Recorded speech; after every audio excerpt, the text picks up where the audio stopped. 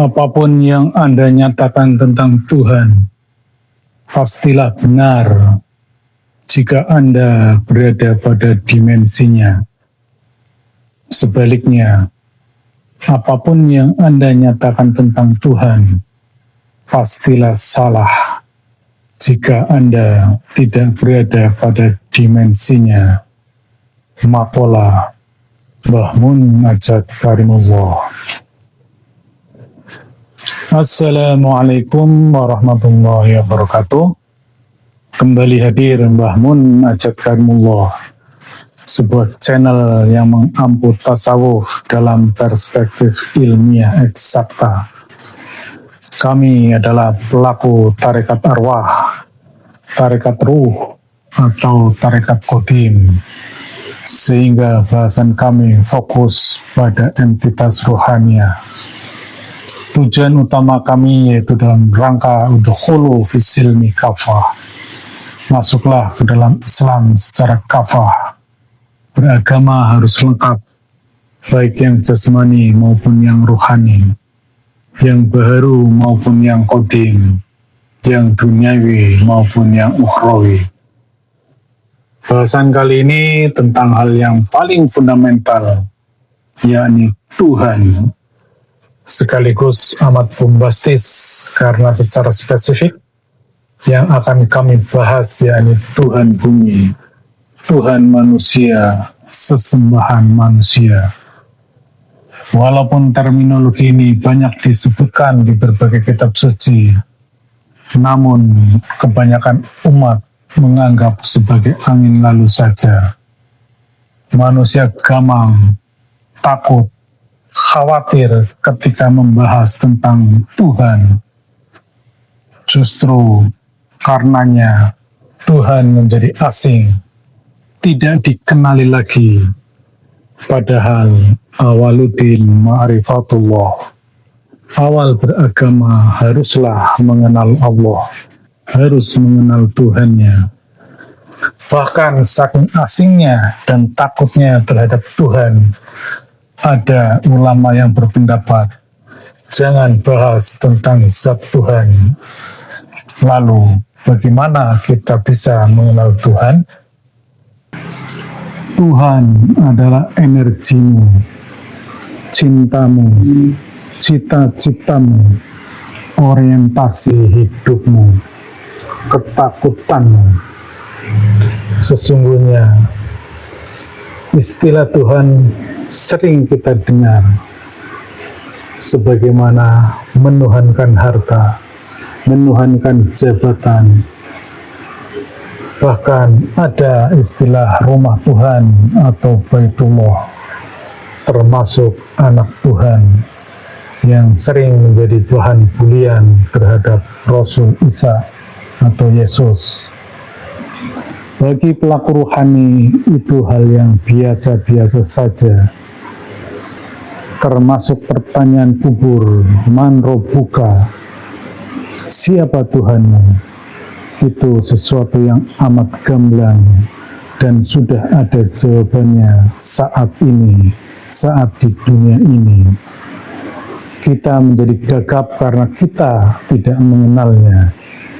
Oleh karenanya, mengenali Tuhan secara dimensional amatlah penting, sehingga Tuhan kita bukan hanya sebatas hayalan, ilusi, asumsi, karena Tuhan hanya kita kenal melalui dalil. Mana dalilnya? Bukan melalui pembuktian ataupun argumen yang rasional. Di mana-mana manusia, para penceramah begitu membahas tentang Tuhan, selalu berlindung di balik ayat laisa kamitslihi syai'un. Padahal sudah bercerita tentang wujudnya, namanya, af'alnya. Begitu ditanya untuk menjelaskannya, jawabnya kembali ke laisa kamitslihi syai'un. Tuhan lebih dekat dari urat leher, tetap saja yang ditemukan urat lehernya dan Tuhannya laisa kamitslihi syai'un. Atas dasar hal tersebut, dengan keyakinan penuh saya sampaikan materi tentang Tuhan bumi. Ini ilmu presisi tinggi, melampaui batas rasionalitas.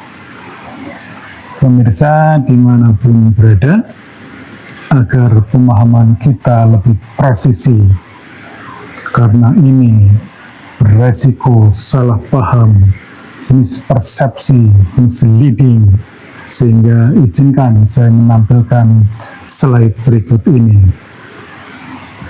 Slide berikut menggambarkan tentang dimensi ketuhanan. Sebagaimana gambar tersebut terbagi menjadi 3 lapisan atau 3 dimensi. Yang lapisan tertinggi adalah lapisan maha, sifatnya mutlak, absolut. Oleh karenanya, Tuhan di situ laisa kamitslihi syai'un, Tuhan yang tidak terdeskripsi dan tidak terdefinisi, tidak dapat diabstraksikan, tidak dapat digambarkan, dan tidak dapat difikirkan. Di lapisan tersebut, Tuhan tidak ada nama, tidak ada sifat, tidak ada af'al, dan tidak ada zat. Namun demikian, Tuhan ingin dikenal oleh makhluknya.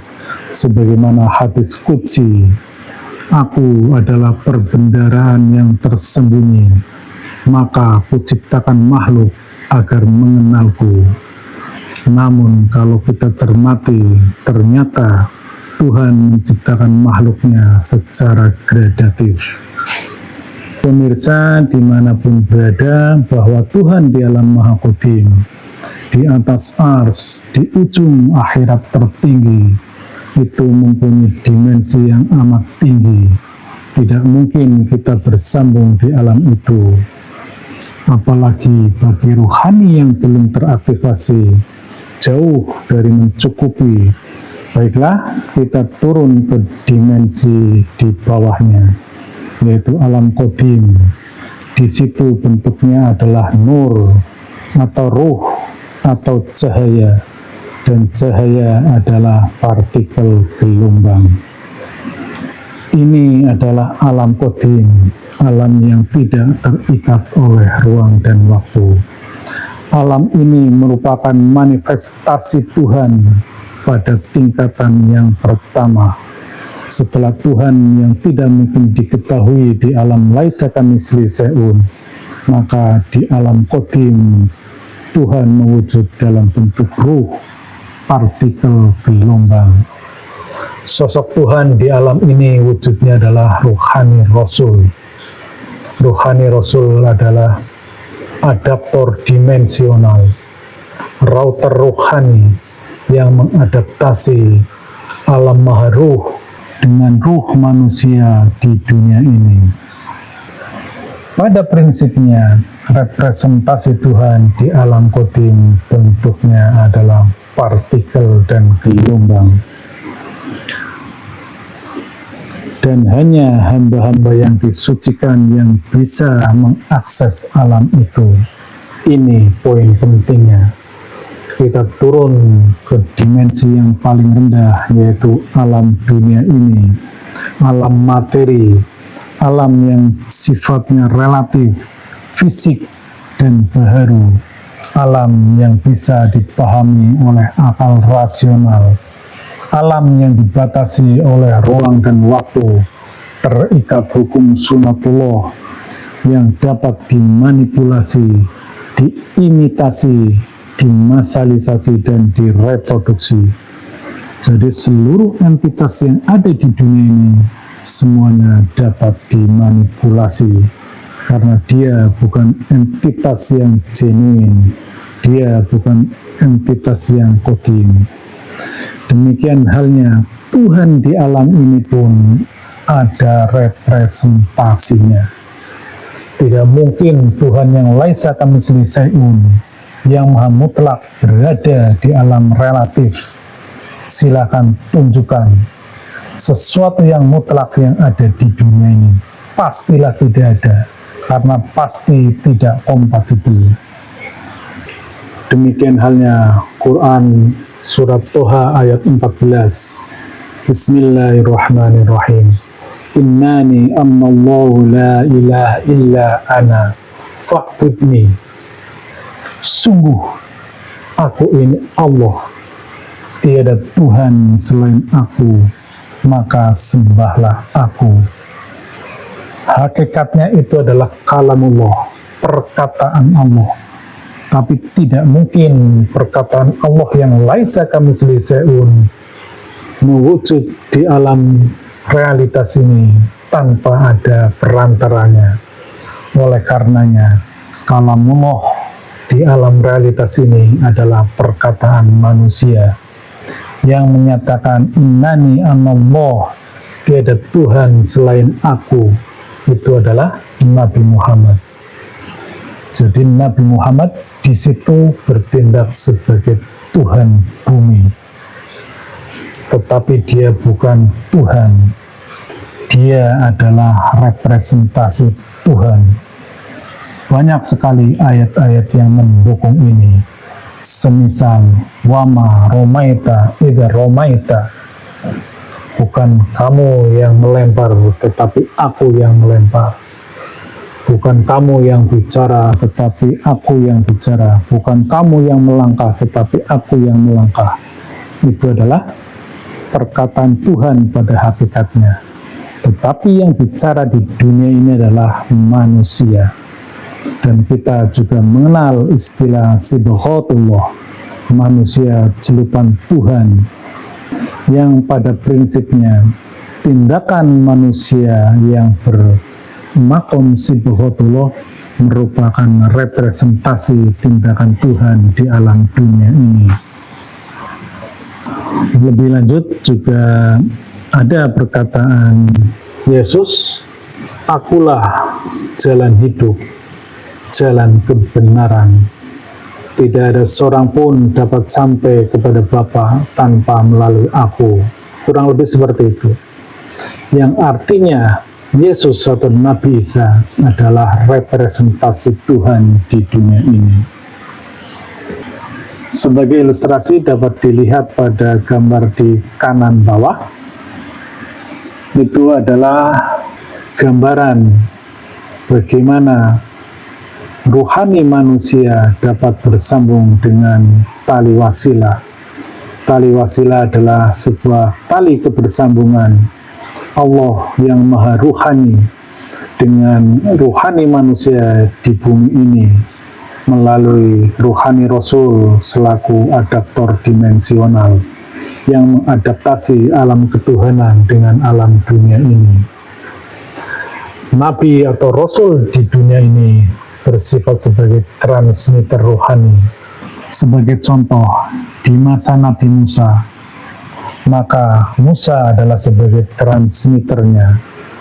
Kemudian orang-orang yang mengadaptasi atau orang-orang yang meneruskan transmisi tersebut adalah orang-orang yang diwarisi, sebagaimana Nabi Harun, sebagaimana Joshua, dan seterusnya.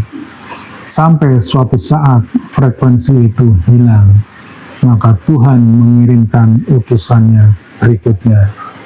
Contoh yang kedua, pada saat Nabi Isa atau Yesus turun ke dunia, dia berfungsi sebagai transmitter rohani.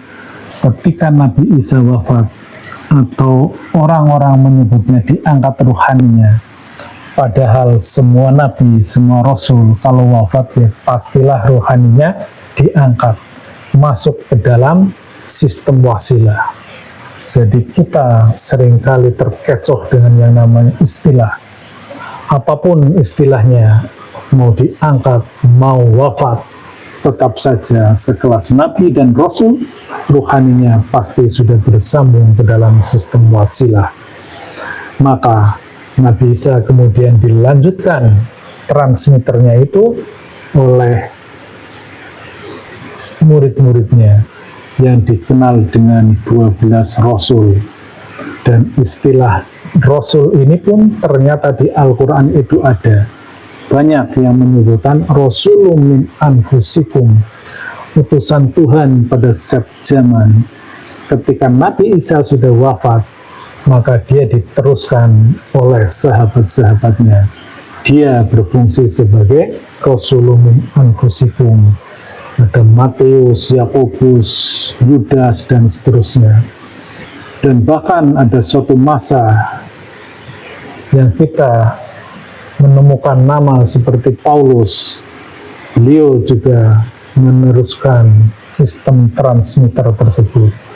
Sampai akhirnya manusia di masa itu sudah kehilangan ketersambungannya. Kemudian muncullah seorang yang baru, yaitu Nabi Muhammad SAW. Dia juga sang transmitter. Dia yang mempersambungkan rohani umat terhadap sistem rohani. Nabi Muhammad juga bisa disebut sebagai Tuhan bumi, representasi Tuhan di muka bumi ini. Banyak ayat yang menyebutkan tentang hal tersebut. Banyak orang gamang, orang takut mendeskripsikan Tuhan karena tidak kenal dengan Tuhan. Tetapi yang paham tentang dimensional Tuhan, itu hal yang biasa-biasa saja. Setelah Nabi Muhammad wafat, maka transmitter rohani diwariskan kepada Abu Bakar dan kepada Khulafaur Rasyidin sebagai ulil amri minkum, sebagaimana Quran surat An-Nisa 59, dan banyak sahabat-sahabat yang meneruskannya bahkan sampai hari ini. Dan catatan pentingnya, pada setiap masa selalu ada hamba-hamba yang disucikan, yang difungsikan sebagai transmitter rohani. Pemirsa dimanapun berada, sebagai dukungan dalil terkait bahasan tersebut, khususnya terkait ultrastruktur ilahiyah dalam Quran surat Al-Jathiyah 36, Falillahi hamdu rabbis samawati wa rabbil ardi rabbil alamin. Maka segala puji hanya bagi Allah, Tuhan langit dan Tuhan bumi, Tuhan semesta alam. Jadi sudah jelas terminologi Tuhan langit ada, Tuhan bumi pun ternyata ada. Dan lebih lanjut ada ultrastruktur rohani, itulah yang namanya tali wasilah sebagaimana Al-Maidah 35. Dan ultrastruktur tersebut bentuknya adalah cahaya sebagaimana Quran An-Nur 35, Allahu nurus samawati wal ard, Allah cahaya langit dan bumi. Dan di akhir ayatnya nurun ala nurin, cahaya di atas cahaya. Pemirsa, lebih menarik lagi, ini adalah Quran surat An-Nas yang hampir seluruh anak PAUD sudah pasti hafal.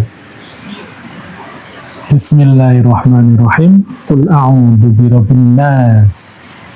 Rabbin nas. Katakanlah, aku berlindung kepada Tuhan manusia.